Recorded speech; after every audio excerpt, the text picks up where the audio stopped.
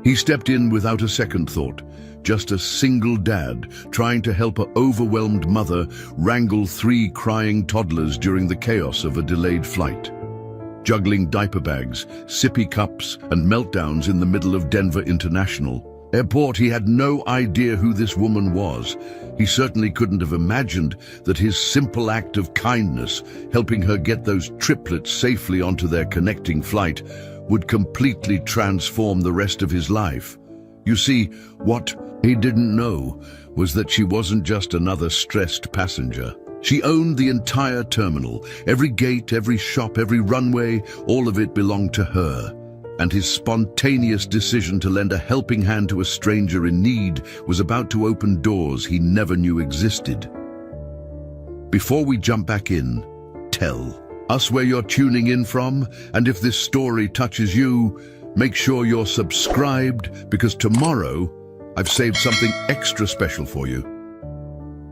Kennedy Scott had mastered the art of traveling light, but today felt different. Standing in the security line at Denver International Airport at 5:30 a.m., clutching a coffee that had already gone lukewarm and a boarding pass for a flight he wasn't entirely sure he wanted to take, Kennedy felt the weight of every decision that had brought him to this moment. The job interview in Seattle represented everything he thought he wanted. Senior software engineer position at a cutting-edge tech startup, 6-figure salary, stock options, and a chance to finally prove to everyone back in Burlington, Vermont, that leaving his small-town IT job hadn't been a mistake. But as he shuffled forward in line, watching bleary-eyed business travelers and stressed families navigate the early morning chaos, something gnawed at him. Kennedy was 34 years old, and for the past 6 years, his entire world had revolved around one person, his 8-year-old daughter Emma. She was currently staying with his sister back home, probably getting ready for school, her backpack covered in patches from every museum they'd visited together. Emma had been the center of his universe since her mother Sarah had walked out when Emma was just 2, leaving behind only a note about needing to find herself and discover who she was outside of motherhood. That day had shattered Kennedy's carefully planned life. He'd been working as a junior developer at a small firm in Burlington, living in a cozy apartment downtown, dreaming of weekend ski trips and quiet dinners with his little family. Instead, he'd found himself suddenly responsible for everything. Midnight fevers, grocery shopping with a toddler strapped to his chest, learning to braid hair from YouTube videos, and somehow managing to build a career while being the sole parent to the most important person in his life. The years that followed had been a careful balance of survival and love. Kennedy had taught himself to be patient during Emma's tantrums, creative during her bored phases, and endlessly resourceful when money was tight. He'd become an expert at making dinosaur-shaped pancakes, could recite every line from Emma's favorite animated movies, and had somehow figured out how to explain complex emotions to a developing mind while processing his own grief and exhaustion. But lately, as Emma had grown more independent and started asking questions about her future, about college and dreams and possibilities, Kennedy had begun to wonder if staying in Burlington was holding them both back. The small-town IT job paid enough to cover their modest apartment and Emma's needs, but there wasn't much left over for the kind of opportunities he wanted to give her. When the Seattle recruiter had called 3 weeks ago, Kennedy had almost hung up immediately. But something about the excitement in the woman's voice, the way she described the company's innovative projects and collaborative culture, had made him pause. "We've been following your work on that Burlington City database project," she'd said. "The efficiency improvements you implemented are exactly the kind of creative problem-solving we need here.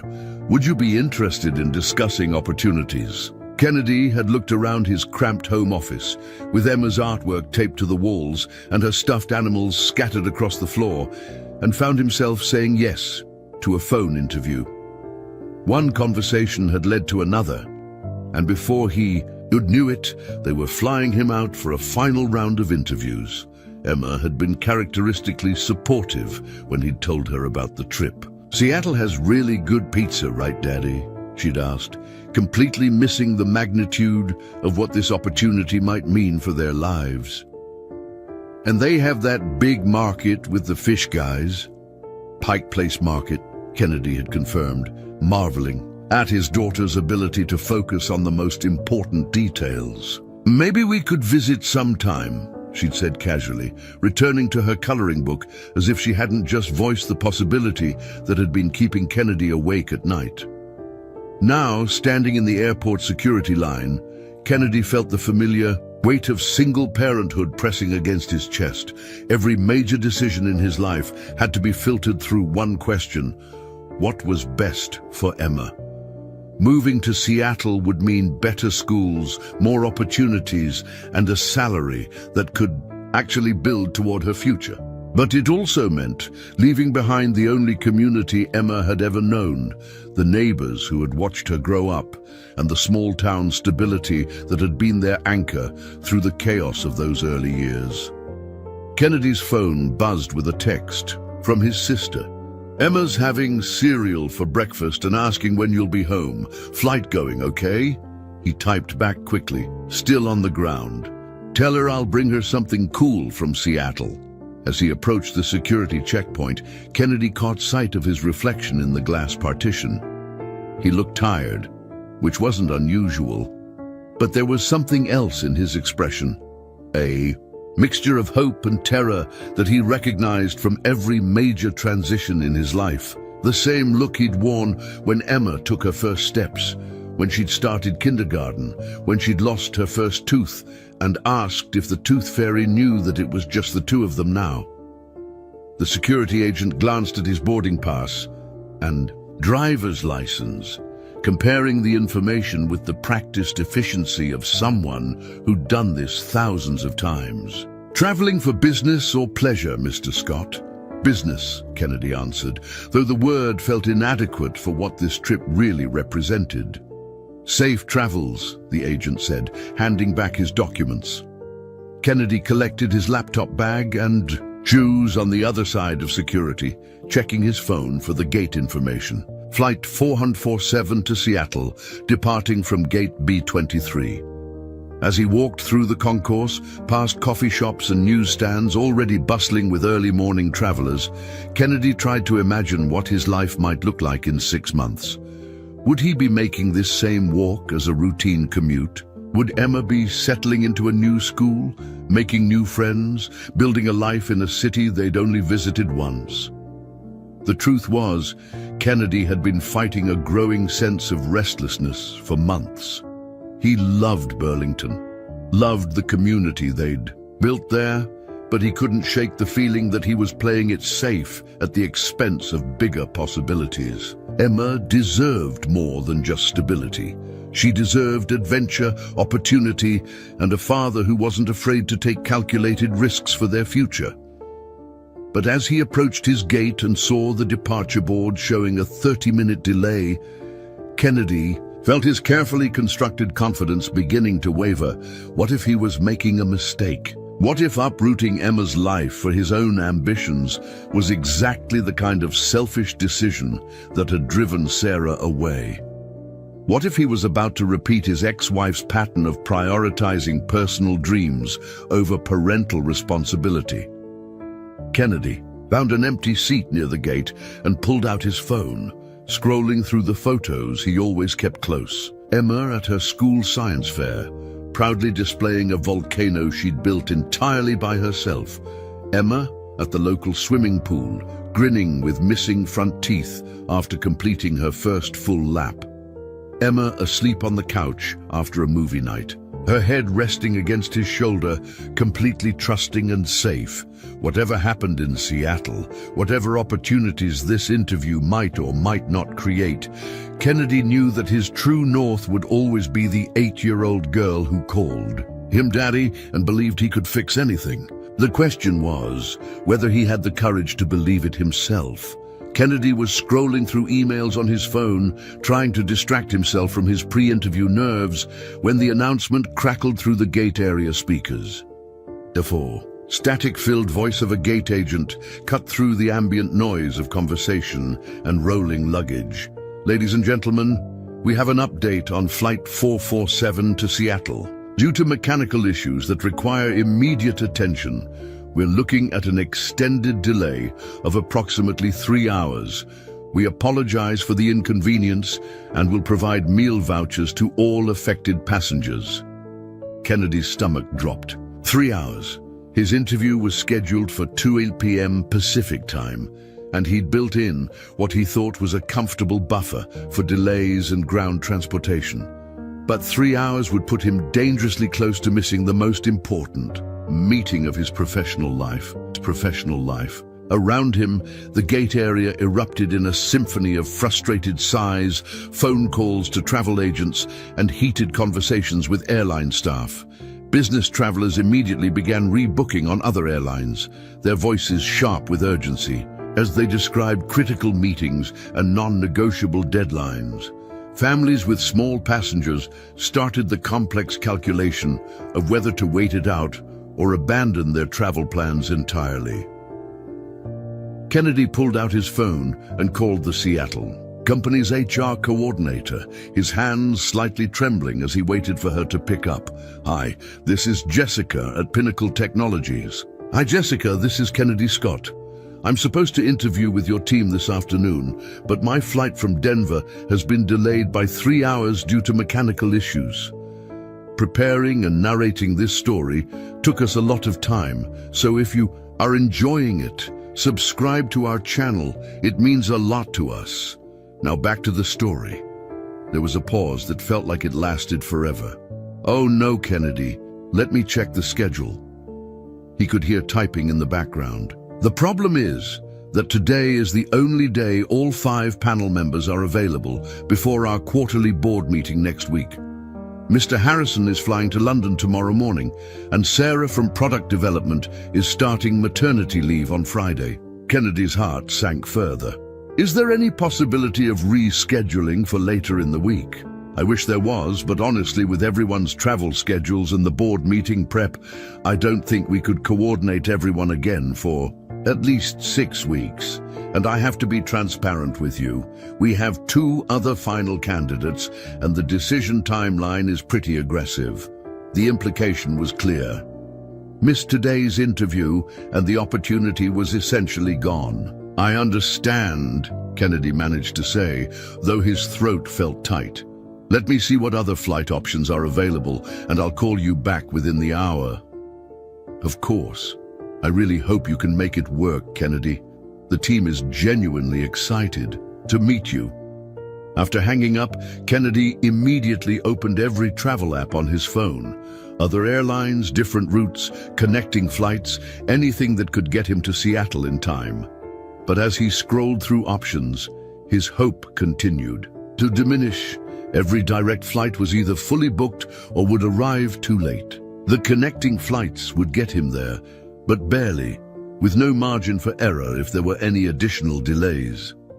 The most promising option was a United flight leaving in 2 hours for San Francisco, with a tight 45-minute connection to Seattle. It would get him there by 1:30 p.m. local time, cutting it incredibly close, but technically possible. The problem was the cost. As a last-minute booking, the ticket would cost $1,247, nearly wiping out the small emergency fund he'd built up over the past year. Kennedy stared at the booking screen, his finger hovering over the purchase button. That emergency fund represented months of careful budgeting, skipped dinners out, and saying no to Emma when she asked for things they couldn't afford. It was their safety net, the thing that let him sleep at night, knowing that if Emma got sick, or the car broke down, or any of a dozen other single-parent emergencies happened, they'd be okay. But this interview represented something bigger than his current financial security. It represented the possibility of Emma never having to worry about whether they could afford summer camp or new school clothes. It represented college funds and family vacations and all the opportunities that a stable, well-paying job could provide. His phone buzzed with a text from his sister. "Emma wants to know if you've seen any mountains yet. She's very concerned about you flying over them safely." Kennedy smiled despite his stress, but the text also reminded him of the weight of his decision. This wasn't just about his career ambitions. It was about the life he could build for Emma. Every choice he made rippled through her world, and the pressure of being her only parent, her only advocate, her only source of stability, sometimes it felt overwhelming. He looked around the gate area, watching other travelers deal with their own disrupted plans. A businessman in an expensive suit was on his third phone call, his voice getting progressively more agitated as he tried to reschedule what sounded like $1 million deal. A family with teenage daughters was huddled together, the parents clearly stressed as they tried to figure out whether to continue to their vacation destination or head home. Everyone had somewhere important to be, something critical riding on their ability to get there on time. But for Kennedy, this felt different. This felt like one of those sliding door moments where his entire future, and Emma's, hung in the balance. He called his sister. "Hey, how's the big adventure going?" She answered cheerfully. "Not great. My flight's delayed 3 hours, and I might miss the interview entirely." "Oh, Kennedy, can you get on a different flight?" "Maybe, but it would cost over $1,000. And even then, it's not guaranteed I'd make it in time." There was a pause. "What does your gut tell you?" Kennedy looked out the floor to ceiling. Windows at the planes lined up on the tarmac, thinking about Emma's quiet confidence in him, about the years he'd spent playing it safe, about the dreams he'd put on hold to ensure their stability. "My gut tells me I'm scared." "Of what?" "Of making the wrong choice, of spending money we can't afford on a gamble that might not pay off, of disrupting Emma's life for my own ambitions, of—" He trailed off, not wanting to voice his deepest fear. "Of what, Kennedy?" "Of ending up like Sarah, of being so focused on what I think I want that I lose sight of what Emma needs." His sister was quiet for a moment. "Kennedy, do you know what Emma told me yesterday when I asked her what she wanted to be when she grows up?" "What?" "She said she wanted to be brave like her daddy. She said you taught her that being scared of something doesn't mean you don't do it. It just means you do it carefully." Kennedy felt his eyes water. Sometimes Emma's wisdom, filtered through her 8-year-old perspective, hit him harder than any advice from adults. "What would you tell Emma to do if she were in this situation?" His sister continued. Kennedy knew the answer immediately. He'd tell Emma to try. He'd tell her that some opportunities only come once, and that the regret of not trying is often worse than the disappointment of failing. He'd tell her that they were a team, and that taking calculated risks for their future was part of being responsible, not reckless, but knowing what he'd tell Emma and having the courage to follow that advice himself were two different things. As he sat in the busy gate area, surrounded by the chaos of disrupted travel plans and disappointed passengers, Kennedy realized that this moment was about more than just getting to Seattle. It was about the kind of person he wanted to be and the kind of example he wanted to set for his daughter. The question was, did he have the courage to bet on himself the way Emma always bet on him? Kennedy was still staring at his phone screen, finger hovering over the purchase button for the expensive alternative flight when he heard it.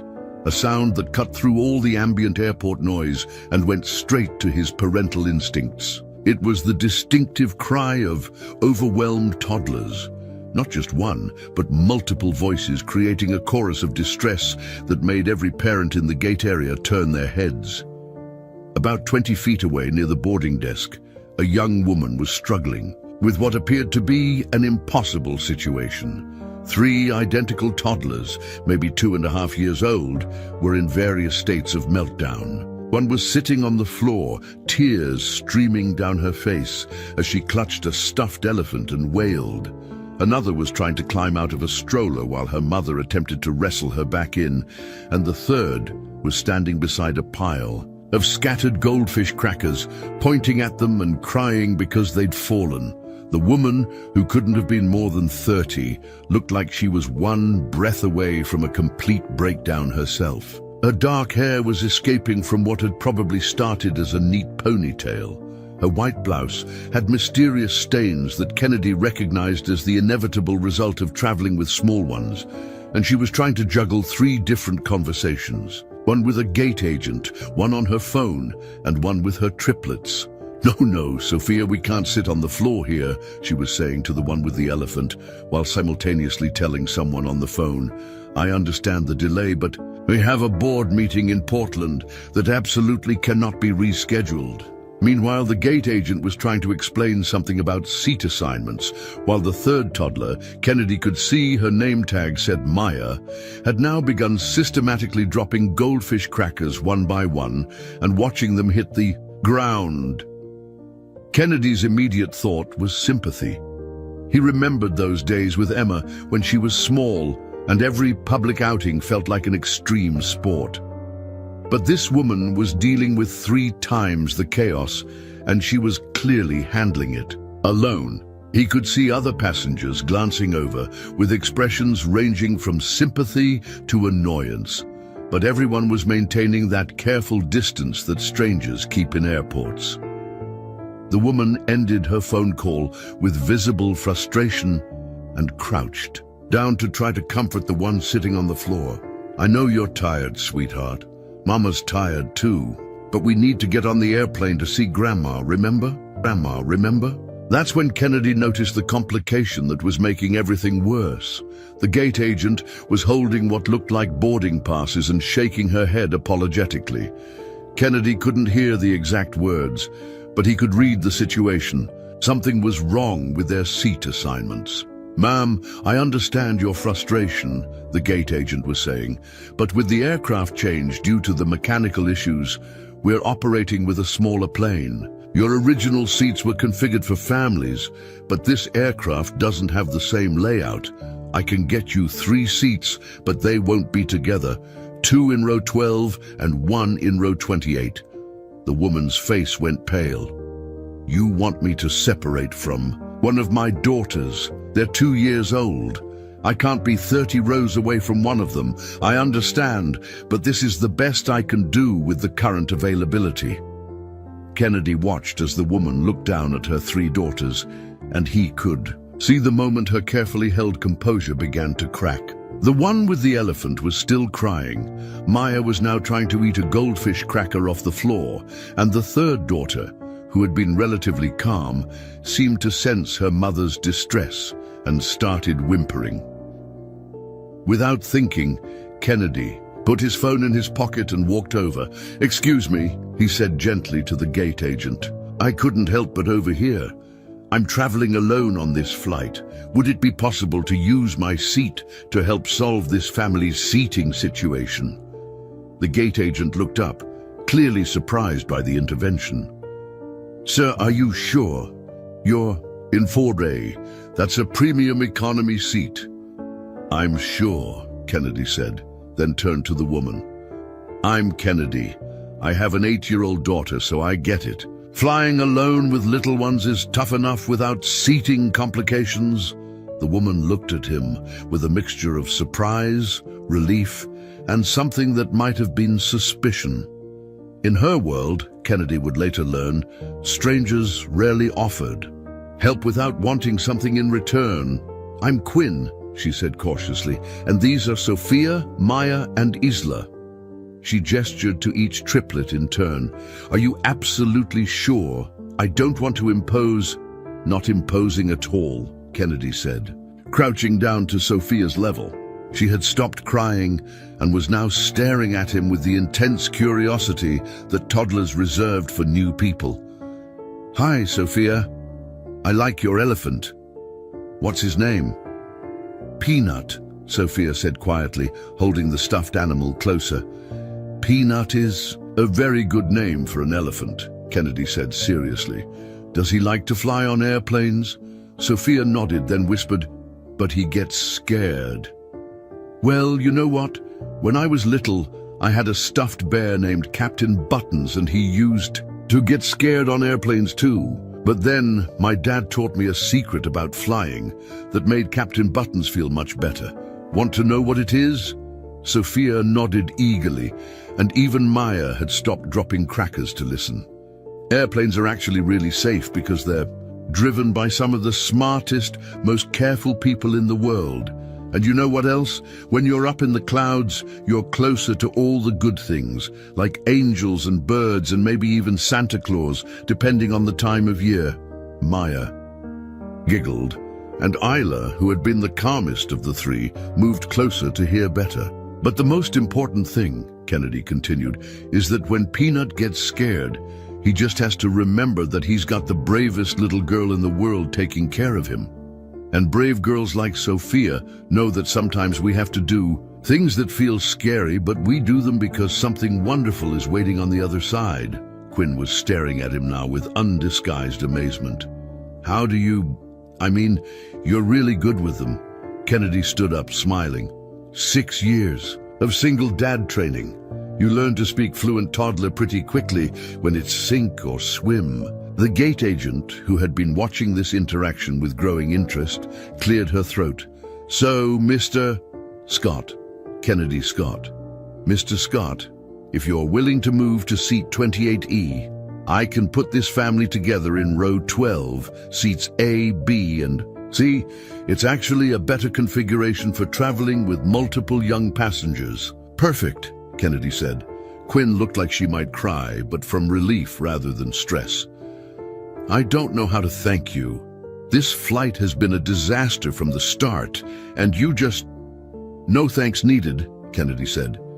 Just pay it forward, someday, when you see another parent struggling.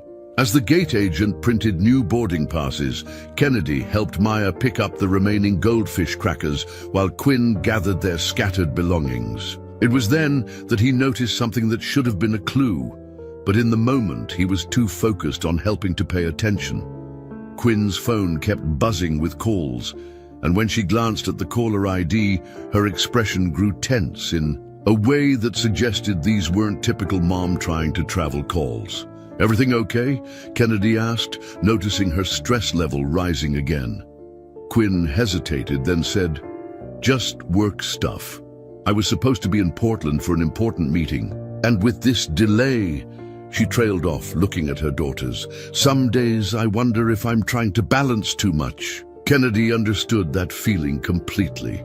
Single parenting? Recently, yes. And sometimes it feels like the world expects you to choose between being a good parent and being good at your job. You know? Kennedy knew exactly what she meant. It was the same impossible equation he'd been trying to solve for 6 years. For what it's worth, he said, from one single parent to another, you're doing great. Your daughters are lucky to have someone who cares enough to worry about getting it right. As they spoke, Kennedy didn't notice Quinn's phone screen when it lit up with an incoming call. If he had, he might have seen the caller ID that read Portland Terminal Operations and started asking questions.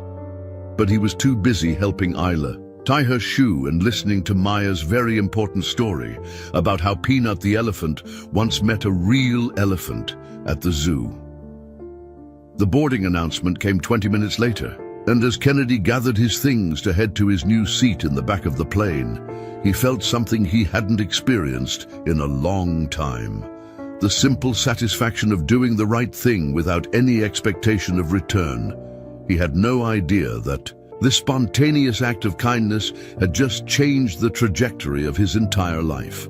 What Kennedy Scott didn't know as he settled into seat 28E with his laptop bag and a complimentary bag of pretzels was that the woman he'd just helped, Quinn, wasn't just another stressed single mother trying to navigate air travel with toddlers. Her full name was Quinn Gonzalez, and she was the founder and CEO of Skybridge Aviation Holdings, the company that owned and operated Denver International Airport, Portland International Airport, and 12 other major aviation hubs across the western United States. At 32, Quinn had built an empire that most people twice her age would envy. What had started as a small aviation consulting firm 8 years ago had grown through strategic acquisitions and innovative partnerships into one of the most influential privately held airport management companies in North America.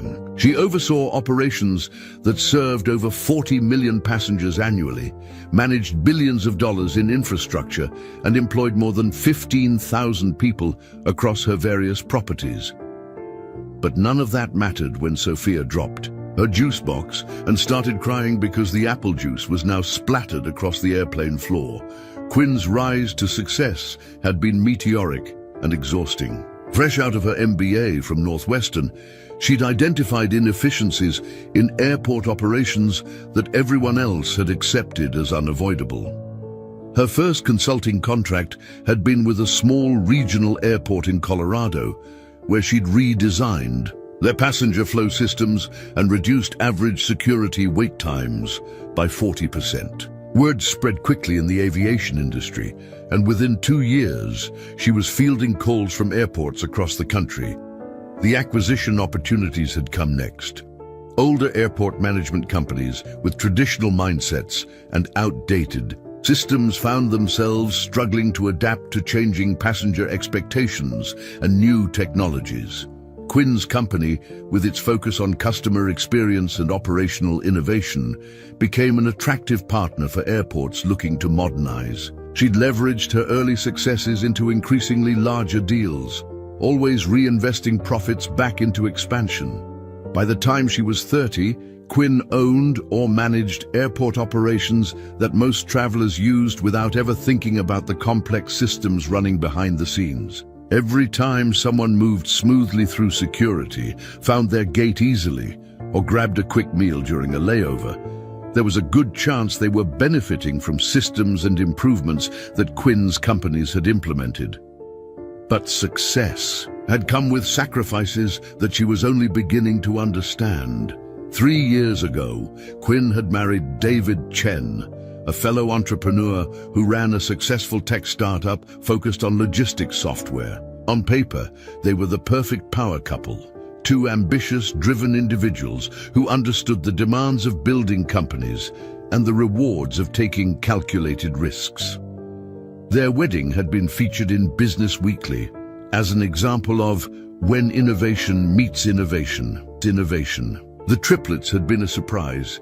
Quinn and David had talked about having kids eventually, but eventually had always seemed safely in the future. After the next acquisition, after the next round of funding, after they'd reached some undefined level of success that would make room for family life. Instead, Quinn found herself pregnant with 3 babies while in the middle of negotiating the largest deal of her career, the acquisition of Portland International Airport's management contract. For a while, it had seemed manageable. Quinn worked, up until the day she went into labor, attending board meetings via video call from her hospital bed. David rearranged his schedule to be more hands-on than his own father had been. They hired a full-time nanny, then a second one when they realized that 3 infants required more than 1 additional adult to maintain any semblance of normalcy. But as the girls grew from infants to toddlers, the fundamental tension between Quinn's professional responsibilities and her desire to be present for her daughters became impossible to ignore. Airport emergencies didn't happen on a convenient schedule. System failures, weather delays, security incidents, and union negotiations all required her immediate attention. Often at times, when she'd planned to be reading bedtime stories or attending toddler music classes. David, dealing with his own professional pressures, had grown increasingly resentful of what he saw as Quinn's inability to delegate. "You act like the entire aviation industry will collapse if you don't personally oversee every decision," he'd said during one of their increasingly frequent arguments. "We have employees for a reason." But Quinn couldn't explain to him what he, despite his own entrepreneurial success, didn't seem to understand that the responsibility she felt for her companies wasn't just professional, it was personal. Every employee who depended on their job, every passenger whose travel experience was shaped by her decisions, every investor who had trusted her with their money, they all felt like extensions of her family. Delegating meant potentially letting them down, and Quinn had built her entire identity around being someone who didn't let people down. The breaking point had come 6 months ago during a crisis at their Denver hub. A severe winter storm had grounded flights for 3 days, stranding thousands of passengers in the terminal. Quinn had spent 72 hours at the airport, coordinating emergency accommodations, food services, and rebooking efforts. She'd come home exhausted to find David packing a suitcase. "I married a partner," he'd said quietly, "but I've been living with the CEO who happens to have kids on the side." The divorce had been swift and, by mutual agreement, amicable. David had moved to San Francisco to focus on expanding his own company. They shared custody of the girls, with David taking them every other weekend and for extended visits during his lighter work periods. But the practical reality was that Quinn's schedule was more flexible than his, which meant she was the primary parent most of the time, which brought her to this moment, flying to Portland for an emergency board meeting about a potential acquisition that could expand her company's reach into international markets, while simultaneously trying to comfort Sophia, who had decided that airplane bathrooms were too scary to use, and Maya, who was insisting that Peanut the elephant needed his own seatbelt. The irony wasn't lost on Quinn that she owned the airport she'd departed from this morning, would own the airport she was flying to, and yet she felt completely powerless to control the chaos of traveling with 3 toddlers on a delayed flight. The phone calls that had been buzzing throughout the morning weren't just work calls, they were calls from board members, operations directors, and crisis management teams across her network of airports. A labor dispute in Seattle, a security system malfunction in Phoenix, and weather delays in Denver were all requiring her attention simultaneously. But every time she tried to focus on a conversation, one of her daughters would need something, and Quinn would find herself trying to negotiate million-dollar contracts while wiping apple juice off airplane seats. What struck her most about Kennedy's intervention wasn't just his kindness, though that had been remarkable, but his complete lack of expectation for anything in return. In Quinn's world, every gesture came with an agenda. Business partners helped each other because they wanted future favors. Employees went above and beyond because they wanted promotions. Even social interactions often felt transactional, as if everyone was constantly calculating the value of their relationships. But Kennedy had given up his premium seat, entertained her daughters, and offered genuine empathy without asking a single question about what she did for work or how he might benefit from knowing her. When was the last time someone had helped her simply because she needed help? As the plane taxied toward takeoff, Quinn looked back toward the rear of the aircraft, where Kennedy was probably settling in for the flight. He was reading something on his phone, occasionally glancing out the window, completely unaware that the woman whose day he'd just saved was responsible for the airport they were currently departing from. Her phone buzzed again with a call from her Portland operations director. "Quinn, I know you're in the air soon, but we need to discuss the Peterson Group's proposal before the board meeting. They're pushing for an answer by close of business today." Quinn glanced at her daughters, who were finally calm and starting to show signs of being ready for naps, then made a decision that surprised even her. "Marcus, I'm going to call you back after we land. Right now, I need to focus on being present for my daughters." She hung up and turned off her phone. For the first time in months, Quinn Gonzalez, CEO of a multi-billion-dollar aviation empire, was going to spend 2 hours thinking about nothing more complex than whether Sophia needed another snack and whether Maya's elephant was comfortable in his makeshift airplane bed. And it felt like the most important meeting she'd attended in years. The flight to Portland turned out to be one of the most peaceful 2 hours Quinn had experienced in months. With her phone turned off and her daughters finally settled, Sophia clutching Peanut while dozing against the window, Maya coloring in an activity book, and Isla quietly stacking goldfish crackers into elaborate towers, Quinn found herself in the unusual position of having nothing to do but think. She kept glancing toward the back of the plane, where Kennedy was sitting in the seat that should have been hers. Through the gap between seats, she could see him working on what looked like a presentation on his laptop, occasionally pausing to look out the window or jot notes in a small notebook. There was something about his focused calm that intrigued her. Most of the high-achieving people in her world operated with a constant undercurrent of urgency, always juggling multiple priorities, always slightly on edge. But Kennedy seemed settled, present, like he was exactly where he was supposed to be, even crammed into a middle seat in the back of the plane. When the flight attendant came by with drinks, Quinn made a decision that would have surprised anyone who knew her professionally. Instead of reviewing her notes for the Portland board meeting or returning the 17 missed calls on her phone, she unbuckled her seatbelt and walked toward the back of the aircraft. Kennedy looked up in surprise when she appeared beside his row. "Hey, how are the girls doing?" "Finally settled, thanks to you," Quinn said.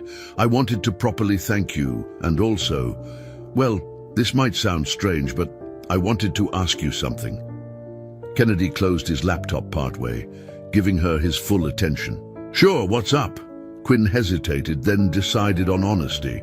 "You said you're a single dad, and you mentioned you've been doing it for 6 years. How do you balance everything? The guilt, the constant feeling like you're not doing enough, the way every decision feels like it has enormous consequences?"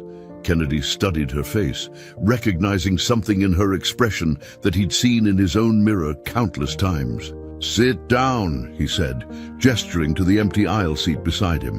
"This conversation requires more than standing in an airplane aisle." Quinn glanced back toward her daughters, who were still contentedly occupied, then sat down. "I shouldn't be away from them for long." "They're fine," Kennedy said gently. "Sometimes stepping back for 5 minutes helps you be more present when you return. I learned that the hard way." "How so?" Kennedy was quiet for a moment, organizing his thoughts. "When Emma's mom left, I went into what I call survival mode. I thought being a good parent meant never taking my eyes off Emma, never prioritizing anything else, never allowing myself any space to breathe or think. I was so terrified of messing up that I was actually making everything harder for both of us." Quinn nodded. This felt familiar. Emma was about 3 when I realized I was exhausted all the time. She was picking up on my stress, and neither of us was actually happy despite how hard I was trying. That's when my sister sat me down and told me something that changed everything. What did she say? She said that Emma didn't need a perfect parent. She needed a human parent, someone who modeled how to handle mistakes, how to take care of yourself, how to ask for help when you need it. Kennedy paused. She pointed out that I was so busy protecting Emma from every possible disappointment that I wasn't teaching her how to be resilient. Quinn felt something tighten in her chest. But how do you know when you're making the right choices? When you're a single parent, every decision affects your kid directly. There's no partner to balance you out or catch what you miss. "That's the thing," Kennedy said.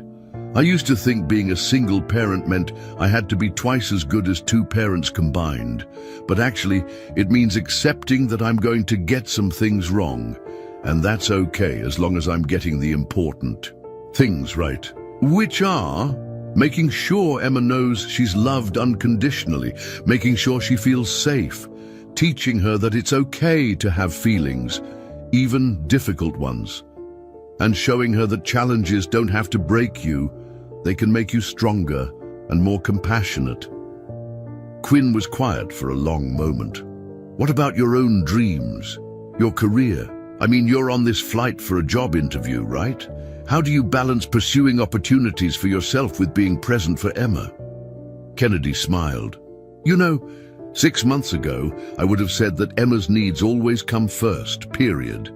But lately, I've been thinking about what kind of example I'm setting for her. If I never take any risks, never pursue my own growth, never show her that adults can be brave and try new things, what am I teaching her about her own possibilities? So this job interview is terrifying, Kennedy admitted. It would mean moving Emma away from everything familiar, starting over in a new city, taking a job that pays well but demands more hours. But it would also mean better schools for her, more opportunities, and maybe most importantly, showing her that we don't have to let fear make our decisions for us. Quinn felt tears prick at her eyes, though she wasn't entirely sure why. You talk about her like she's your partner in life decisions. In a way, she is. Obviously, I don't burden her with adult concerns, but I do try to include her in thinking about our future. She knows about this interview. She knows it might mean changes. And she told me something last week that I keep thinking about. What? She said, "Daddy, maybe the world wants to give you something good, and you just have to be brave enough to catch it." Kennedy shook his head. "Sometimes I think she's wiser than I am." Quinn laughed, but it came out a little shaky. "My girls are two, so they're not quite giving life advice yet. But sometimes when I'm with them, I feel like I can see who I used to be before I became so calculated about everything." "What do you mean?" "I used to make decisions based on what felt right, what excited me, what seemed like it would make a positive difference. But somewhere along the way, I started making decisions based on what was safest, what would generate the best return, what would protect what I'd already built." Quinn paused. "I'm successful by every external measure, but I'm not sure I'm happy. And I worry that my daughters are going to grow up thinking that's normal, that success and happiness are different things." Kennedy looked at her carefully. "What would make you happy?" The question caught Quinn off guard. When was the last time someone had asked her that? When was the last time she'd even asked herself? I think I'd be happy if I could find a way to be good at my job without it consuming my entire identity. If I could be present for my daughters without feeling guilty about the work that's not getting done. If I could meet someone who sees me as a whole person, not just what I can do for them professionally."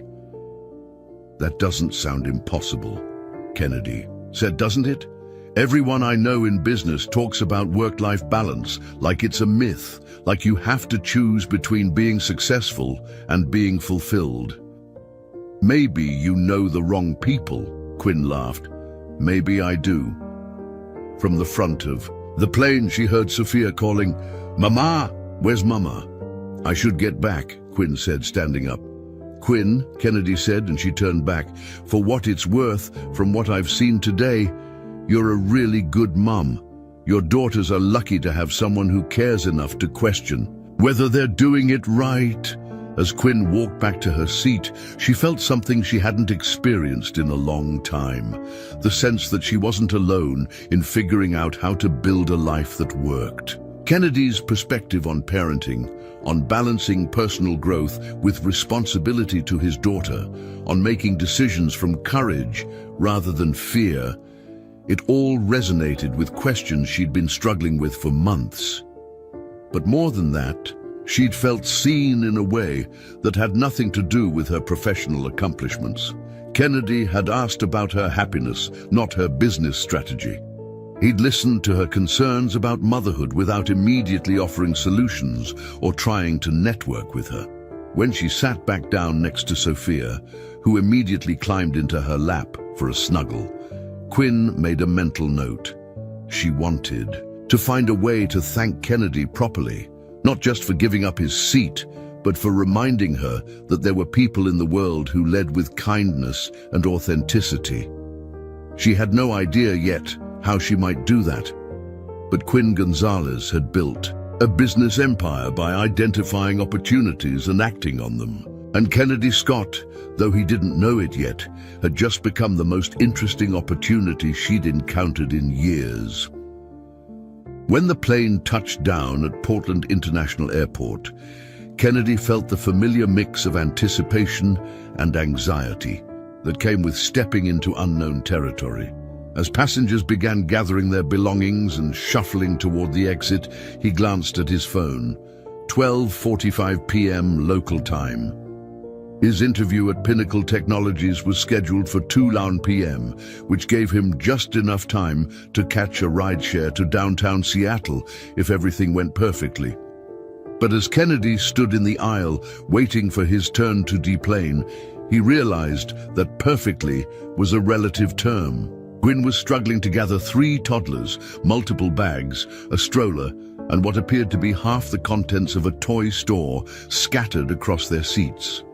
Other passengers were growing visibly impatient as the line stalled, and Kennedy could see Quinn's stress level rising by the second. Without thinking, he made his way forward through the crowd. "Here, let me help," he said, appearing beside their row, just as Maya decided she absolutely could not leave the airplane without retrieving a crayon that had rolled under the seat in front of them. "Kennedy, you really don't need to," Quinn started, but he was already crouched down, fishing the crayon out while simultaneously entertaining Isla with a game of peekaboo to prevent her from joining Maya's meltdown. "Got it," he said, handing the crayon to Maya, who immediately stopped crying and smiled at him like he'd just performed magic. As they slowly made their way off the plane, Kennedy carrying Sophia while Quinn managed the stroller and bags, he couldn't help but notice the deference with which airport staff treated Quinn. A gate agent immediately approached to offer assistance. Ground crew members nodded respectfully as she passed. Even the usually harried-looking customer service representatives seemed to straighten up when they saw her. Kennedy assumed it was the kind of treatment any traveling mother with triplets might receive. Extra courtesy from people who recognized a challenging situation. He had no idea that every single person working in this terminal was, technically, working for the woman walking beside him. "Mr. Scott?" a voice called out as they reached the main terminal.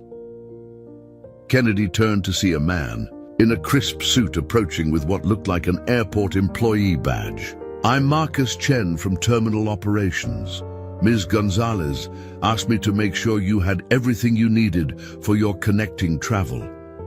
Kennedy blinked in confusion. "I'm sorry. I think there's been a mistake. I don't have a connecting flight. I need to get to Seattle for—" "Actually," Quinn interrupted, shifting Isla to her other hip, "I took the liberty of making a phone call while we were deplaning. I hope you don't mind, but when you mentioned your interview timing during our conversation, I realized there might be a better solution than rideshare." Kennedy looked between Quinn and Marcus, feeling like he'd missed several steps in a conversation. "I don't understand."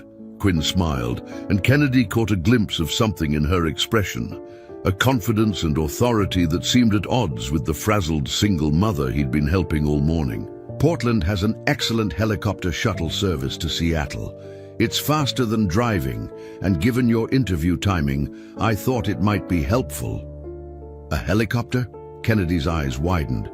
"I can't afford—" "It's handled," Quinn said simply. "Consider it a thank you for helping us today." Kennedy stood in the middle of the bustling terminal, holding Sophia while Maya tugged at his pants leg and asked if helicopters were loud. Nothing about this situation made sense. Who was this woman who could casually arrange helicopter transportation? With a phone call? And more importantly, why was she going to such extraordinary lengths to help a stranger? "Quinn, I really appreciate the thought, but I can't accept something like that. It's too much." "Can I ask you something?" Quinn said, stepping closer so they could speak without the girls overhearing. "If Emma was in a situation where someone could help her achieve something important, something that could change her future, would you want her to accept that help?" Kennedy hesitated. "That's different." "How?" "Because Emma is He paused, realizing he was about to say, "Because Emma is special," which would imply that he wasn't worthy of the same consideration. Quinn seemed to read his thoughts. "Because Emma matters to you the way this opportunity matters to her future. Kennedy, I don't know you very well yet, but I know that you gave up your seat today without a second thought. I know that you spent 20 minutes entertaining my daughters instead of focusing on your own stress about this interview. I know that you offered genuine advice about parenting when I needed to hear it most." She shifted Eisler again, then continued. "Sometimes accepting help gracefully is its own form of kindness. It lets the other person feel useful, and it creates a connection between people who might otherwise just pass through each other's lives without making any impact." Marcus cleared his throat politely. "The helicopter is actually already scheduled. Sir, the pilot is waiting at the executive terminal. If you'd like to make your interview on time, we should probably head over there now." Kennedy looked around the terminal, taking in the organized chaos of travelers, the efficiency of the staff, the sense that this was a place where important things happened smoothly. Then he looked at Quinn, who was watching him with an expression of patient hopefulness. "Why are you doing this?" he asked quietly. Quinn was quiet for a moment, bouncing Isla gently as the toddler started to get restless. "Can I be completely honest with you?" Kennedy nodded. "Because in the past year I've met hundreds of people who wanted things from me. Business partnerships, investment opportunities, networking connections, endorsements. Everyone has an agenda. Everyone wants something. But you helped me today simply because I needed help. No questions about what I do for work. No hints about mutual benefits. No business cards exchanged." She paused, looking down at Sophia, who had fallen asleep against Kennedy's shoulder. "I'd forgotten what it felt like to meet someone who leads with kindness instead of strategy. So maybe I'm helping you because you reminded me that there are still good people in the world. Or maybe I'm helping you because you deserve to make that interview and show them what kind of person they'd be." "Lucky to hire." Marcus checked his watch discreetly. "Ma'am, if Mr. Scott is going to make his 2 p.m. appointment, we should really get moving." Kennedy felt Emma's voice in his head. "Maybe the world wants to give you something good, and you just have to be brave enough to catch it." "Okay," he said, surprising himself, "but on one condition." "What's that?" "You give me your contact information so I can properly thank you for this, and so I can let you know how the interview goes." Quinn smiled. The first genuinely relaxed smile Kennedy had seen from her all day. "Deal." As Marcus led them toward the executive terminal, Kennedy found himself in the surreal situation of walking through restricted airport areas he'd never known existed. They passed through security checkpoints where guards waved them through with respectful nods, took elevators that required special key cards, and finally emerged onto a tarmac where a sleek helicopter waited with its rotors slowly spinning. "This is incredible," Kennedy said, still carrying Sophia, who had woken up and was staring at the helicopter with wide-eyed wonder. "Helicopter!" Maya shouted with delight. "It's like a giant flying toy!" The pilot, a professional-looking woman in her 40s, approached with a warm smile. "Mr. Scott, I'm Captain Rodriguez. We'll have you in Seattle in 45 minutes. Are you ready for your adventure?" As Kennedy prepared to hand Sophia back to Quinn, the little girl wrapped her arms around his neck and whispered, "Thank you for helping, Mama Kennedy. You're really nice." Quinn's eyes filled with tears as she took her daughter back. "She's right, you know. You are really nice. And whatever happens in that interview, they'd be crazy not to hire you." "Thank you," Kennedy said, meaning it more than he'd ever meant anything. "For all of this, I don't even know how to begin to repay you." "Just be yourself in that interview," Quinn said. "That's all the repayment I need." As Kennedy climbed into the helicopter, waving goodbye to 3 little girls who had somehow become important to him in the span of a single morning, he had no idea that he was about to discover an even more shocking truth about the woman who had just changed his life. The helicopter lifted off, giving him a bird's-eye view of Portland International Airport sprawling below them. He could see Quinn and her daughters getting into a black car at the terminal entrance, and for a moment, Kennedy felt a strange sense of loss, as if he was leaving behind something important that he hadn't quite understood. But as the helicopter banked toward Seattle, Kennedy forced himself to focus on the opportunity ahead. Whatever this interview brought, whatever this job might mean for his and Emma's future, it was happening because a stranger had chosen to be extraordinarily kind to him. He just wished he understood why. The helicopter ride to Seattle was unlike anything Kennedy had ever experienced. As the city skyline came into view, with Mount Rainier standing majestically in the distance, he felt a mix of awe and surreal disbelief. Just 8 hours ago, he'd been standing in a Burlington coffee shop, worried about whether his interview outfit was professional enough. Now he was flying over the Pacific Northwest in a private helicopter, courtesy of a woman whose generosity seemed to know no bounds. Captain Rodriguez set them down at a private helipad near downtown Seattle with the precision of someone who'd done this thousands of times. "Mr. Scott," she said as Kennedy gathered his things, "there's a car waiting to take you to your interview. Good luck, and congratulations on having such thoughtful friends." Friends. The word stuck with Kennedy as he thanked Captain Rodriguez and made his way to the waiting sedan. Was that what Quinn was now? A friend? The connection he felt to her and her daughters seemed too immediate and profound for such a simple label, but he couldn't quite define what else it might be. The driver, a professional man in his 50s, introduced himself as James. "Pinnacle Technologies on 4th Avenue, correct? We'll have you there in 15 minutes. Ms. Gonzalez wanted me to make sure you arrived relaxed and on time." Again, Kennedy found himself marveling at Quinn's attention to detail. She'd thought of everything: transportation, timing, even his state of mind. But beneath his gratitude was a growing sense of unease. This level of coordinated assistance felt almost institutional, as if Quinn had resources and connections that went far beyond what a typical single mother, even a successful one, might possess. Pinnacle Technologies occupied the top 3 floors of a gleaming downtown tower. As Kennedy rode the elevator to the 32nd floor, he tried to push thoughts of Quinn aside and focus on the opportunity ahead. But it was difficult to concentrate when his morning had been so extraordinary that the high-stakes job interview now felt almost mundane by comparison.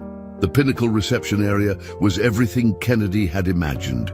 Floor-to-ceiling windows overlooking Elliott Bay, modern furniture that probably cost more than his monthly rent, and a reception desk that looked like it belonged in a spacecraft. The receptionist, a young woman with an efficient smile, checked him in and offered coffee or water while he waited. "Mr. Scott?" a voice called from across the lobby. Kennedy turned to see a woman in her 40s approaching, hand extended in greeting. "I'm Jessica Chen. We spoke on the phone. I'm so glad you made it despite the flight complications." "Thank you. I have to admit, the day turned out better than I expected." Jessica led him through a maze of open-concept workspaces and glass-walled conference rooms. "I'm impressed you managed to get here so efficiently. Seattle traffic from the airport can be brutal." Kennedy almost mentioned the helicopter, then thought better of it. How would he explain that without sounding either like he was showing off or completely out of touch with reality? The interview team was waiting in a corner conference room with views of the Sound. 5 people, exactly as Jessica had described during their phone conversation: the CTO, the lead developer, the product manager, the head of HR, and Sarah from product development, who was indeed visibly pregnant and looked like she'd rather be anywhere else. "Kennedy Scott," said the CTO, a man in his 50s with grey hair and an easy smile. "I'm David Harrison. Thank you for making the trip on such short notice." As the introductions went around the table, Kennedy felt his nerves settle into the familiar rhythm of professional conversation. This he could handle. Technical challenges, problem-solving scenarios, discussions about coding frameworks, and user experience. This was his territory. "So tell us," said the lead developer, a woman named Alex, "about the Burlington City Database project. Our research suggests you achieved some impressive efficiency improvements with limited resources." Kennedy launched into the story he'd prepared, but as he spoke, he found himself thinking about Quinn's advice from the airplane. "Just be yourself in that interview. That's all the repayment I need." Instead of delivering the polished, rehearsed version of his accomplishments, Kennedy found himself telling the real story. The frustrations with outdated systems, the late nights spent debugging code while Emma did homework at his kitchen table, the satisfaction of finally creating something that made people's lives a little easier. The city clerks were spending 4 hours a day on data entry that should have taken 30 minutes, he said. But the real motivation wasn't efficiency metrics. It was watching Mrs. Patterson, who's worked in that office for 25 years, finally be able to leave work on time to have dinner with her grandkids. Something shifted in the room. The questions became more engaged, more collaborative. Instead of feeling like he was being evaluated, Kennedy began to feel like he was solving problems with potential colleagues. "What interests you about working in a startup environment?" asked Sarah from product development. Kennedy thought about Emma, about the conversation he'd had with Quinn, about balancing personal dreams with parental responsibility. "I want my daughter to see that it's possible to take thoughtful risks, that you can pursue growth and opportunity without compromising your values or the people who depend on you." David Harrison leaned forward. "Tell us about balancing work and single parenthood. This position would require occasional long hours and some travel." This was the question Kennedy had been dreading. In most interviews, admitting that your 8-year-old daughter was your top priority felt like career suicide. But Quinn's words echoed in his mind. Sometimes accepting help gracefully is its own form of kindness. "Emma is my priority," Kennedy said simply, "but I've learned that being a good parent doesn't mean never taking risks or pursuing opportunities. It means being thoughtful about how those decisions affect her and making sure she's part of the conversation in age-appropriate ways." He paused, then continued. "This opportunity would mean better schools for Emma, more resources for her future, and the chance to show her that when you work hard and treat people well, good things can happen. But it would also mean helping her adapt to a new city and new routines. We've talked about it and she's excited about the adventure." Alex smiled. "How does an 8-year-old feel about Seattle?" "She's mostly excited about Pike Place Market and the possibility of seeing orcas," Kennedy said, and the room erupted in laughter. For the next hour, they dove deep into technical challenges. Kennedy found himself sketching database schemas on the whiteboard, walking through optimization strategies and collaborating on solutions to problems the team was currently facing. It felt less like an interview and more like the kind of work session he'd always hoped to be part of. "One final question," David Harrison said, as the formal interview began to wind down. "What questions do you have for us?" Kennedy had prepared a list, but in the moment only one question felt important. What kind of support does Pinnacle provide for employees who are balancing career growth with family responsibilities? Not just policies on paper, but the actual culture around those choices. Sarah from product development lit up. "That's actually one of the things I love most about working here. When I told David I was pregnant, his first question wasn't about maternity leave logistics. It was about how we could structure my role to set me up for success, both as a professional and as a new mom. We've learned that people do their best work when they feel supported as whole humans, not just as employees," David added. "Work-life integration is a real priority here, not just a buzzword." As the interview concluded and Kennedy shook hands, With the team, he felt something he hadn't experienced in years, the sense that he'd found where he belonged professionally. The technical challenges excited him. The team dynamic felt collaborative and supportive, and most importantly, he could envision Emma thriving in Seattle. Walking back through the lobby toward the elevator, Kennedy pulled out his phone to text Quinn. "Interview went better than I could have hoped. Thank you again for making this possible." Her response came back almost immediately. "I'm so glad. Can't wait to hear details. Girls are asking about nice Kennedy from the airplane." As Kennedy rode the elevator down to meet James for the ride, back to the airport, he felt overwhelmed by gratitude, not just for Quinn's extraordinary generosity, but for the reminder that kindness could create opportunities in ways he'd never imagined. He had no idea that Quinn was, at that very moment, sitting in a Portland conference room, making decisions that would affect his future in ways that went far beyond a single job interview. But he was about to find out. Kennedy was halfway back to Portland when his phone rang. The caller ID showed David Harrison from Pinnacle Technologies, and Kennedy's heart immediately started racing. It had only been 2 hours since the interview ended. Callbacks usually took days, sometimes weeks. A phone call this quick could mean anything. "Hello, this is Kennedy." "Kennedy, it's David Harrison. I hope I'm not interrupting your travel back." "To Vermont?" "Not at all. I'm actually still in the air, heading to Portland." Kennedy decided not to mention that he was in a helicopter for the second time in one day. "Perfect.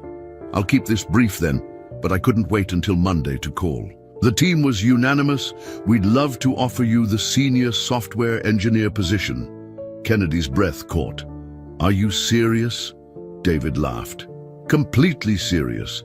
Your technical skills are exactly what we need, but more than that, your approach to problem solving and your perspective on work-life integration are exactly the kind of leadership we want on our team."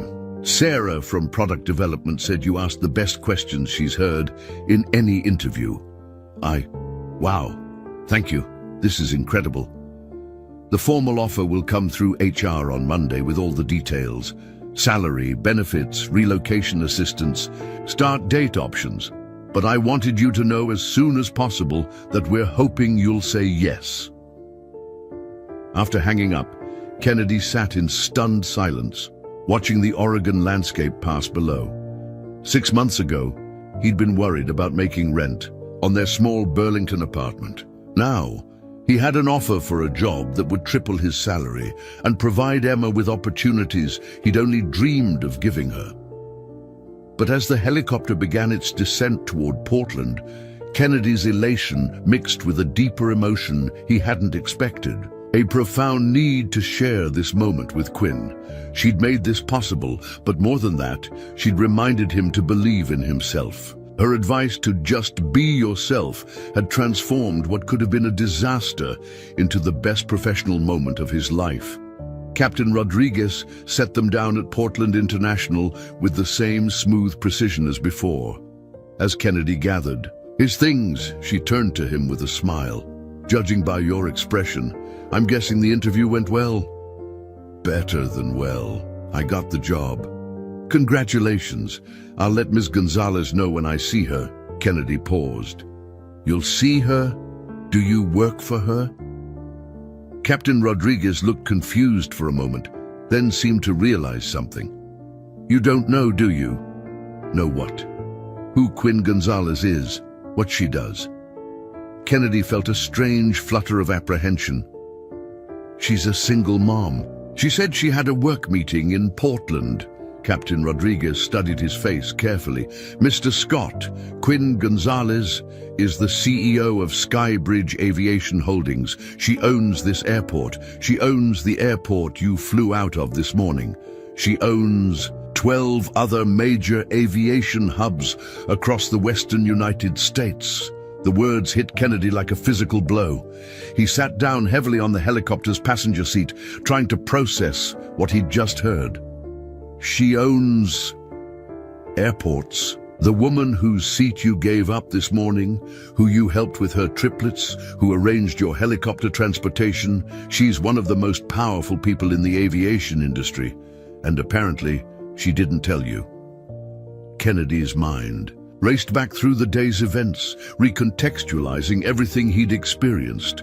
The deference of airport staff, Marcus Chen from terminal operations, the easy arrangement of helicopter transportation, the executive terminal, the restricted areas they'd walked through like they owned the place, because Quinn did own the place. "Oh my God," Kennedy whispered. Captain Rodriguez's expression softened. "She specifically asked me not to mention it unless you asked directly. She said it was important to her that you got to know her as Quinn, not as a CEO. Kennedy pulled out his phone with shaking hands and called Quinn's number. She answered on the second ring. "Kennedy, how did the interview go?" "I've been thinking about you all afternoon." "Quinn," his voice came out rougher than he'd intended. "I need to ask you something, and I need you to be completely honest with me." There was a pause. "Okay, what's wrong?" "Do you own Portland International Airport?" The silence that followed seemed to last forever. "Kennedy, do you own the airport I flew out of this morning? Do you own the company that just flew me to Seattle in a helicopter that probably costs more than I make in 5 years?" "Yes."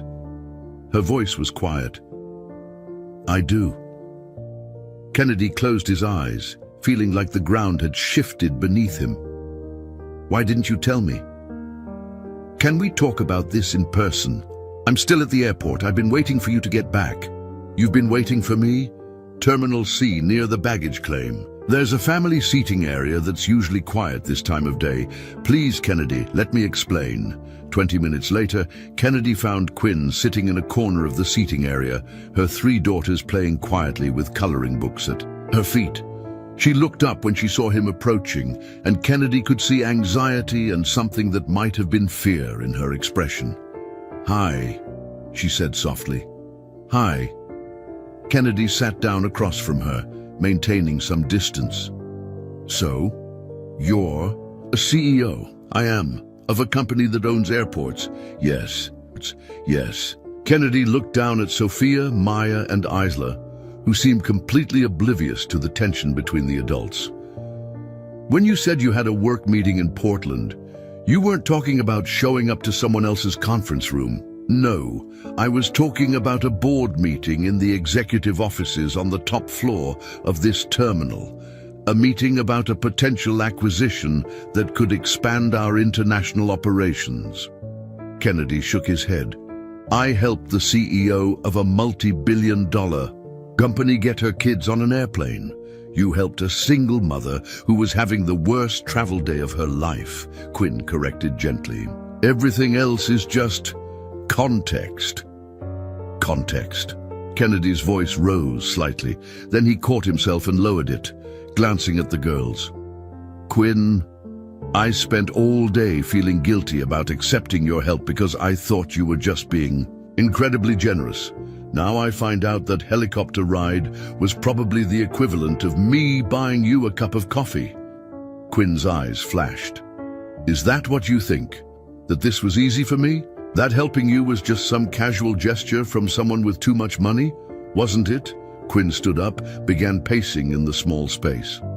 "Kennedy, do you know how many people I meet every week who want something from me?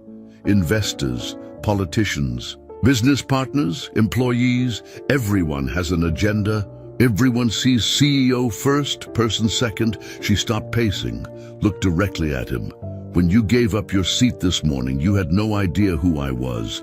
When you helped me calm down Sophia, when you gave Maya and Isla your cookies, when you listened to me talk about single parenting, none of that was influenced by what I could do for your career or your bank account."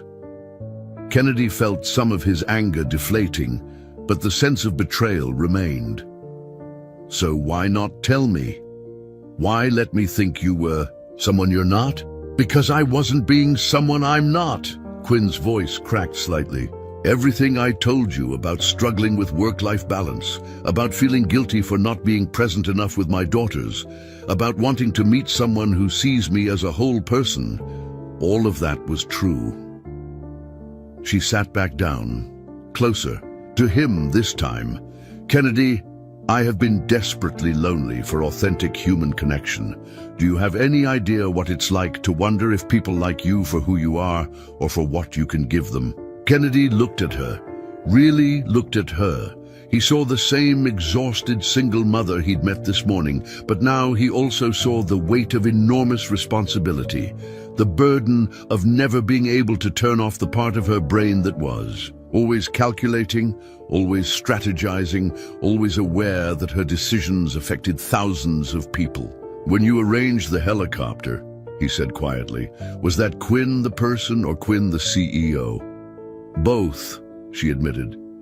I have resources that most people don't have, and I wanted to use them to help someone who'd been kind to me.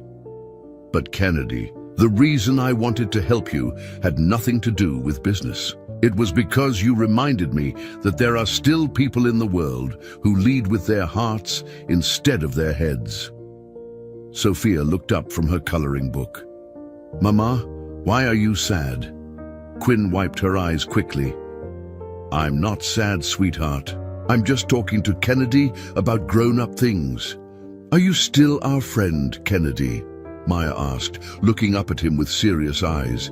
Kennedy felt his remaining anger dissolve completely. He knelt down to Maya's level. Yes, I'm still your friend. Sometimes grown-ups have to talk about complicated things, but that doesn't change how much I care about you and your sisters and your mama. He stood up, looked at Quinn. I got the job. Her face lit up despite the tears in her eyes. You did? Kennedy, that's wonderful. They called me on the way back. They want me to start as soon as possible. How do you feel about it? Kennedy considered the question. Terrified, excited, grateful. He paused. And confused about what this means for us. What do you want it to mean? Kennedy looked down at the three little girls who had somehow become important to him in the span of a single day, then back at Quinn, brilliant, powerful, vulnerable Quinn, who had reminded him that taking risks with an open heart was the only way to build a life worth living. I want it to mean that this isn't over, he said. I want it to mean that we figure out how to be friends, or whatever this is, without the complications of what you can do for me professionally. Quinn smiled through her tears. I'd like that too. But I need you to promise me something. What? No more helicopters unless I specifically ask for one. Quinn laughed, and the sound made Kennedy realize that whatever complicated dynamics they'd have to navigate, he wasn't ready to walk away from this connection they'd found. Deal, she said, but I reserve the right to arrange really good coffee. I can live with really good coffee. 3 weeks later, Kennedy was sitting in his nearly empty Burlington apartment, surrounded by cardboard boxes, and trying to explain to Emma why they were about to embark on the biggest adventure of their lives. The formal job offer from Pinnacle Technologies had exceeded even his most optimistic expectations.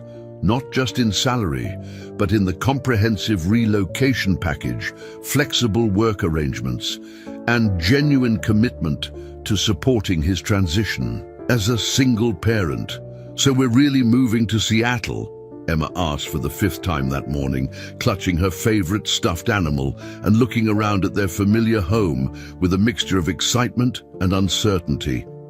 We really are, Kennedy confirmed, taping up another box. Are you nervous? Emma considered this seriously. A little, but you said the new school has a really good science program, and there's a zoo with real elephants. There is, and the aquarium has a dome where you can walk underneath sharks. Cool. Emma brightened, then grew thoughtful again. Will we ever see Quinn and the triplets again? It was a question Kennedy had been asking himself daily. After their emotional conversation at Portland International, he and Quinn had exchanged regular texts and a few phone calls.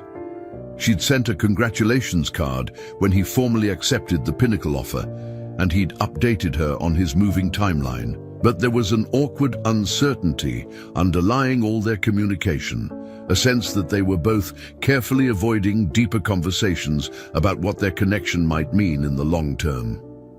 Kennedy's phone buzzed with a text from Quinn. "How's the packing going? Are you and Emma ready for the big move tomorrow?" He typed back. "Almost ready. Emma's excited about the shark tunnel. The girls have been asking about nice Kennedy every day. They want to know if we're going to see you in Seattle." Kennedy stared at the text for a long moment before responding. "I'd like that, if you're ever in Seattle." "Actually," came Quinn's reply, "that's something I wanted to talk to you about. Do you have a few minutes for a phone call?" Kennedy stepped out onto his small balcony, overlooking the tree-lined street where Emma had learned to ride her bike, where they'd built snowmen last winter, where they'd lived quietly and safely for 6 years. "Hi," Quinn said when she answered his call.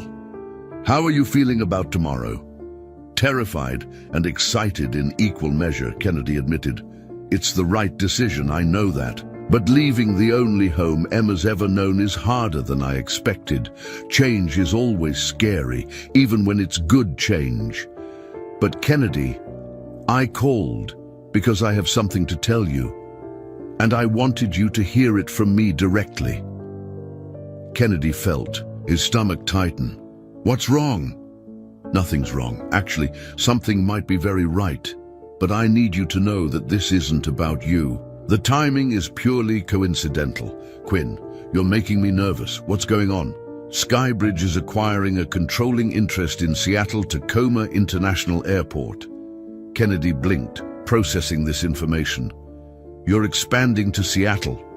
"We've been in negotiations for 8 months. The deal was finalized yesterday. I'll be spending significant time in Seattle over the next year overseeing the transition and integration of operations." Kennedy sat down hard in one of his patio chairs. "So, you're going to be in Seattle?" "Regularly, yes. I'll probably keep my primary residence in Portland, but I'm looking at getting a place in Seattle for when I need to be there for extended periods." Kennedy, I need you to know that this has nothing to do with you. The acquisition talks started long before we met, but I also need you to know that when I realized the timing, I was happy. The idea of having friends in Seattle, of the girls having someone they care about nearby. It made a decision that was already right for business feel right on a personal level too. Kennedy was quiet for a long moment, watching his neighbor Mrs. Patterson water her garden across the street. "Are you sure it's not because of me? Because if it is, that's a pretty big gesture, and I'm not sure I'm ready for—" Kennedy, Quinn interrupted gently. "The deal is worth $2.3 billion.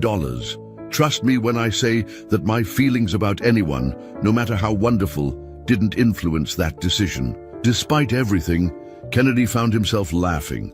"Okay, that's fair. A $2.3 billion decision probably isn't about wanting to see more of the guy who gave up his airplane seat. But wanting to see more of you did make me excited about spending time in Seattle instead of viewing it as just another business obligation. Kennedy felt something shift in his chest, a lightening he hadn't realized he needed. The prospect of starting over in a new city with Emma, while exciting, had also felt lonely in a way he hadn't quite acknowledged. Knowing that Quinn and her daughters might become part of their new life made Seattle feel less like a leap into the unknown and more like a step toward something that could be really good. "So what does this mean, practically speaking?" Kennedy asked. "It means that if you want, Emma and the triplets might get to see each other sometimes.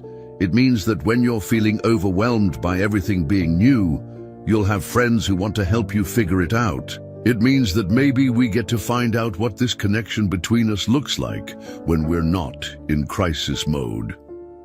Kennedy thought about Emma's question from that morning. "Emma asked if we'd see you again. She's gotten attached to the idea of the triplets. They ask about her too. Sophia keeps insisting that Emma would love Peanut the elephant." "She would," Emma has a thing for stuffed animals with personality. Kennedy, Quinn's voice grew softer. I know this is a lot. You're already dealing with a huge life change, and I don't want to add pressure or expectations. But I also didn't want you to be surprised if you hear about the Seattle acquisition in the news, or if you run into me at Pike Place Market in a few months. Kennedy smiled.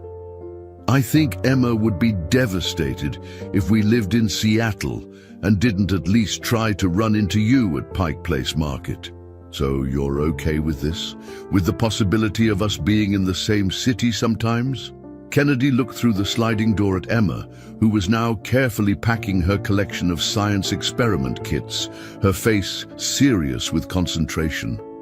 3 weeks ago, his biggest worry had been whether he could afford to fix the squeaky brake on his 12-year-old Honda. Now he had a job that would change their lives. He was moving across the country, and a woman who owned airports was arranging her business empire in a way that would bring them closer together. Quinn, he said, a month ago, if someone had told me I'd be moving to Seattle because a CEO I met on an airplane helped me get there via helicopter, I would have suggested they see a therapist. At this point, I'm pretty much ready for whatever comes next. Even if what comes next includes 3 toddlers who think you're the most interesting person they've ever met. Especially that. After they hung up, Kennedy sat on his balcony for a few more minutes, watching Emma through the window as she made a list of everything she wanted to show the triplets if they ever visited Seattle. The evening light was soft and golden, and for the first time since accepting the Pinnacle offer, Kennedy felt truly excited rather than just nervous about their future. Emma appeared in the doorway. Dad, I was thinking, if we see Quinn and the girls in Seattle, should we take them to the Space Needle or the aquarium first? Kennedy grinned. What do you think? Definitely the aquarium. Sophia would love the jellyfish, and Maya would probably try to pet a shark if they let her. You know what, Em? I think you're absolutely right. As they headed inside to finish packing, Kennedy felt something he hadn't experienced since Anna died. The sense that their family might be about to grow in unexpected and wonderful ways. And for the first time in years, that possibility felt like a gift rather than a risk. 6 months later, Kennedy stood on the balcony of his Capitol Hill apartment, watching the sun set over Elliott Bay, while Emma and the triplets built an elaborate fort out of couch cushions in the living room behind him. The sound of their laughter, Emma's 8-year-old giggles mixing with Sophia, Maya, and Isla's toddler squeals, had become the soundtrack of his new life in Seattle. The transformation had been more complete than Kennedy could have imagined when he'd nervously boarded that delayed flight in Denver. His work at Pinnacle Technologies had exceeded every expectation. The projects were challenging and meaningful, his colleagues had become genuine friends, and David Harrison had proven to be not just a supportive boss, but a mentor who understood the complexities of building a career while raising a family alone. But it was the transformation in his personal life that truly amazed him. Quinn had been true to her word about spending significant time in Seattle. The acquisition of Seattle Tacoma International had required her presence 3 weeks out of every month for the first 4 months, and even now she maintained a small apartment downtown and visited regularly for operational oversight. What had started as business necessity had evolved into something that looked remarkably like 2 families choosing to build a life together. Kennedy, Emma called from inside. Maya is trying to put Peanut the elephant in charge of fort security, but Sophia says elephants can't be security guards because they're too nice. Tell them they need to negotiate a compromise, Kennedy called back, smiling at the familiar sound of diplomatic crisis in the living room. I think Peanut should be a consultant, came Isla's serious 3-year-old voice. Consultants help but don't make rules. Kennedy shook his head in amazement. Isla's vocabulary and reasoning skills never failed to surprise him. All 3 girls were remarkably bright, But Isla had a particular gift for problem solving that reminded him strongly of Quinn. The sliding door opened behind him, and Quinn appeared with 2 cups of coffee, settling into the chair beside him with the easy familiarity that had developed over months of shared dinners, playground visits, and quiet evening conversations after the girls were in bed. "Successful fort negotiations?" she asked, handing him his coffee. "Peanut the elephant has been promoted to security consultant. Crisis averted." Quinn laughed. "That's definitely Isla's influence. She's been using business terminology ever since she heard me in a conference call last week." They sat in comfortable silence for a moment, watching the city lights begin to twinkle across the water. This had become their routine when Quinn was in town. She'd come over after work, they'd cook dinner together while the girls played, and then they'd sit on the balcony while Emma helped the triplets with whatever elaborate project had captured their imagination that day. "I got some interesting news today," Quinn said. Her tone, carefully neutral in the way Kennedy had learned, meant she was about to share something significant. "Good interesting or concerning interesting?" "Good, I think. But it affects both of us. So I wanted to talk to you about it before making any decisions." Kennedy turned to look at her. "What's going on?" "The Seattle acquisition has been more successful than anyone projected. Passenger satisfaction is up 28%. Operational efficiency has improved beyond our best-case scenarios, and we're ahead of schedule on every integration milestone." "That's fantastic. You should be proud. You've basically revolutionized how that airport operates." Quinn smiled. "Thank you. But here's the thing. The board wants to make me permanently based in Seattle. They want to establish our new regional headquarters here and have me oversee West Coast operations from this location." Kennedy felt his heart skip. "Permanently?" "They're offering to relocate me completely. Corporate housing assistance, school transfers for the girls, the whole package. I'd still travel for board meetings and major decisions, but Seattle would become my primary base of operations." Kennedy tried to keep his expression neutral, but inside his mind was racing. Having Quinn and the girls nearby occasionally had been wonderful. Having them here permanently felt like a dream he hadn't dared to imagine. "What do you think about it?" he asked carefully. "Professionally, it makes perfect sense. The West Coast operations are our fastest growing segment, and being based here would let me be more hands-on with the strategic direction. Personal preferences aside, it's the right business decision." "And personal preferences?" Quinn looked through the sliding door at the girls, who had now progressed from fort building to what appeared to be a complex puppet show involving Peanut the elephant and Emma's collection of science-themed stuffed animals. "Personal preferences are that I've been happier in the last 6 months than I've been in years. The girls adore Emma and you. They ask about you constantly when we're in Portland. And I..." She trailed off, then started again. "Kennedy, I need you to know that I'm not making this decision because of you. I'm making it because it's right for my career and right for my daughters. But I also need you to know that the idea of being here permanently, of this becoming our real life instead of just stolen weekends and extended business trips, that makes me incredibly happy." Kennedy reached over and took her hand. "It makes me happy too." "Really? Quinn, do you see how Emma lights up when you text that you're coming to town? Do you see how she started leaving drawings for the triplets on the refrigerator just in case they visit? You've become part of our family. All of you have." Quinn's eyes filled with tears. "I was so scared you'd think I was moving too fast or that this was too much pressure." "Hey," Kennedy interrupted gently. "Remember what you told me about accepting help gracefully? Sometimes accepting love gracefully is the same thing." Quinn blinked. "Love?" Kennedy felt his cheeks warm, but he didn't look away. "Yeah, love. The kind where your happiness matters to me as much as my own. The kind where Emma asks me every Sunday if Quinn and the girls are coming for dinner this week. The kind where I can't imagine our life here without you in it. Without you in it." Quinn was crying now, but smiling. I love you too, both of you.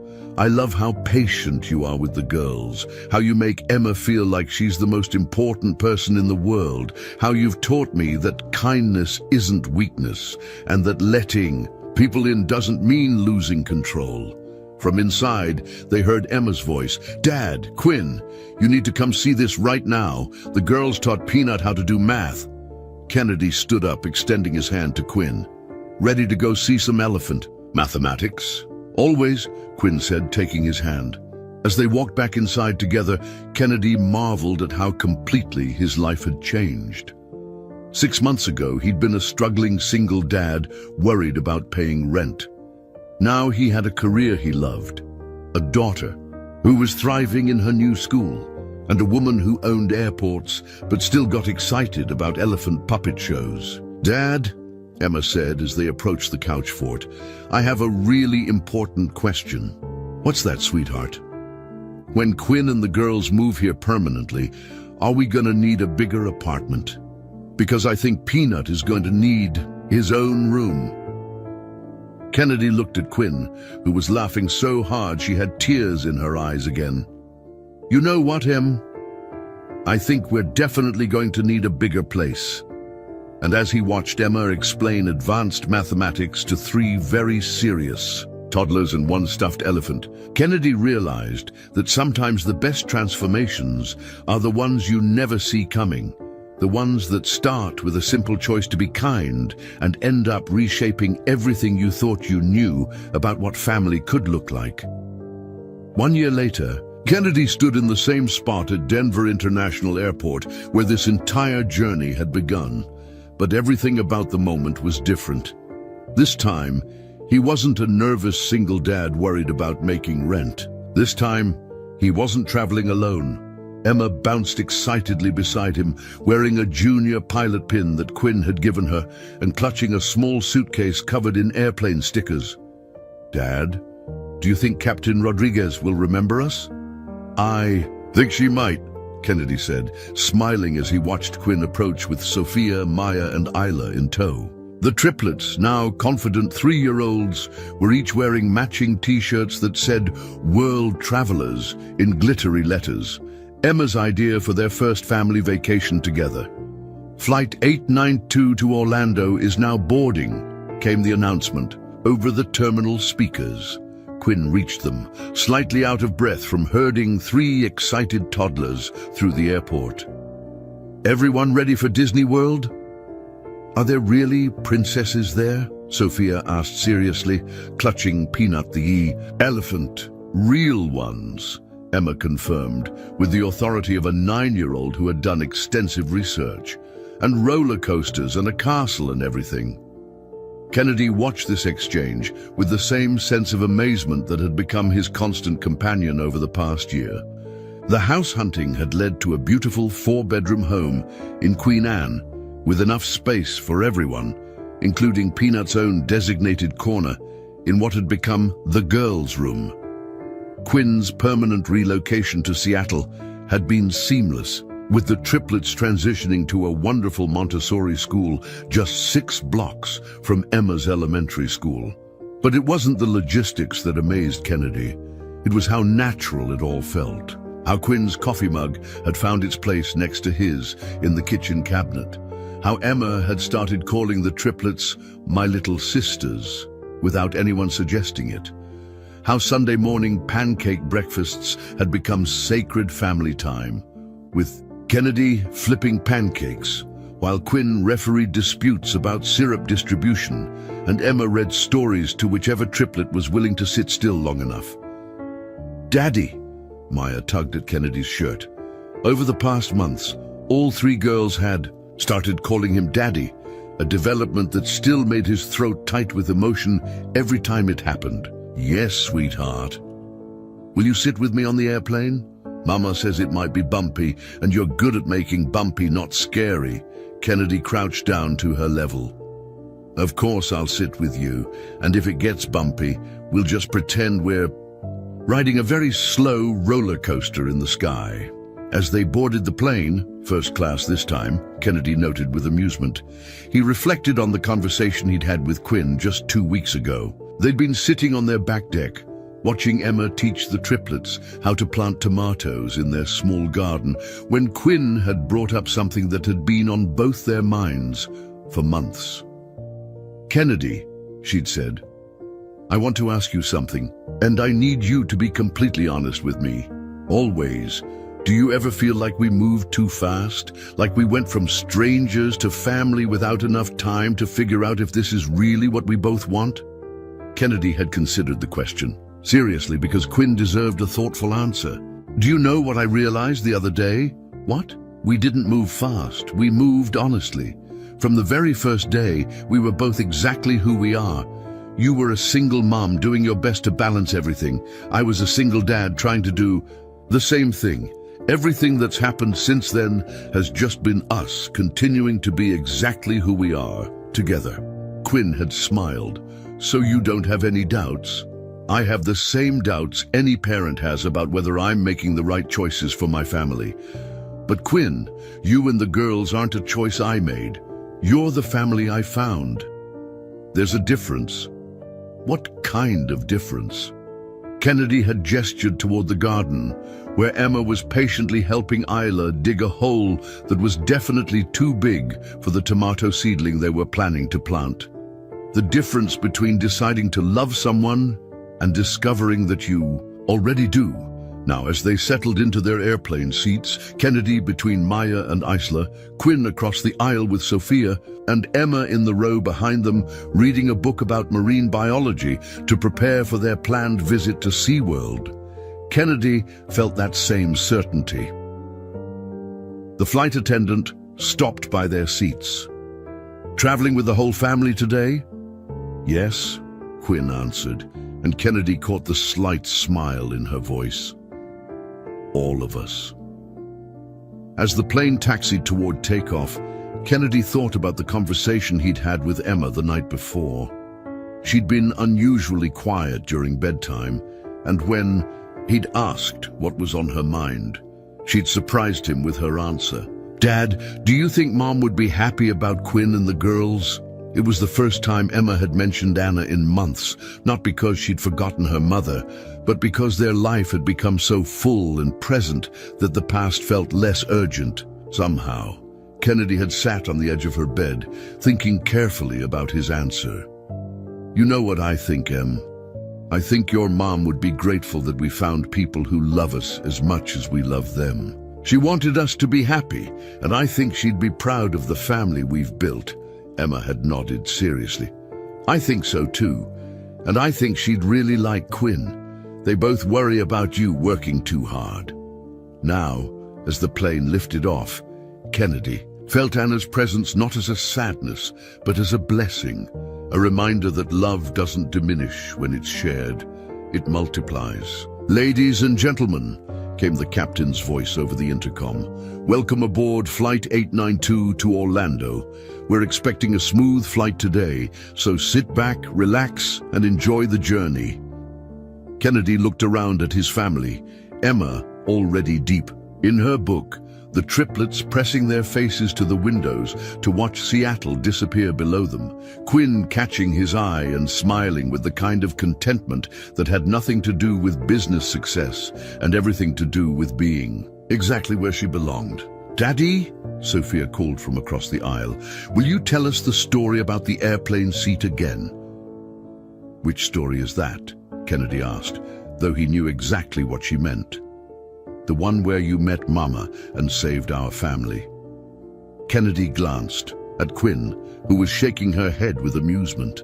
"I think your Mama saved our family, sweetheart." "Can we tell it together?" Emma suggested, looking up from her book. "Because it's really all of our story now." And so, as Flight 892 carried them toward their first family vacation, Kennedy and Quinn and Emma took turns telling the story of a delayed flight, a given-up seat, and 3 crying toddlers who brought together 2 families that didn't know. They were looking for each other. It was a story about kindness, creating unexpected connections, about the courage to accept help, about love that grows from genuine care rather than calculated compatibility. But most of all, it was a story about how sometimes the best gifts come disguised as ordinary moments. A flight delay, a stranger's tears, a simple choice to help. By the time they finished the story, Maya and Isla had fallen asleep.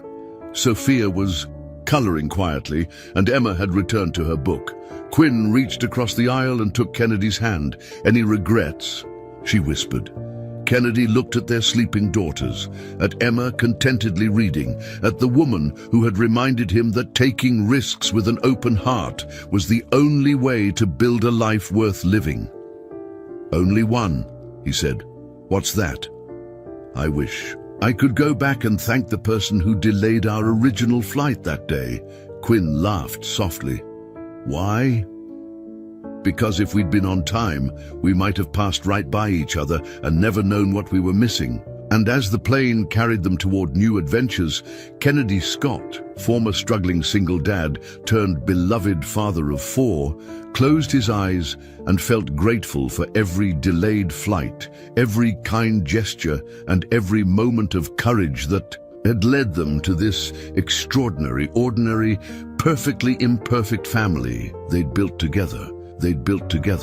Because the truth was simple. It had never been about the seat. It was about the choice to see someone who needed help and deciding without hesitation to be the person who helped them. And sometimes when you lead with kindness, the universe has a way of giving you back everything you never knew you needed. Up next, you've got 2 more standout stories right on your screen. If this one hit the mark, you won't want to pass these up. Just click and check them out. And don't forget to subscribe and turn on the notification bell so you don't miss any upload from us.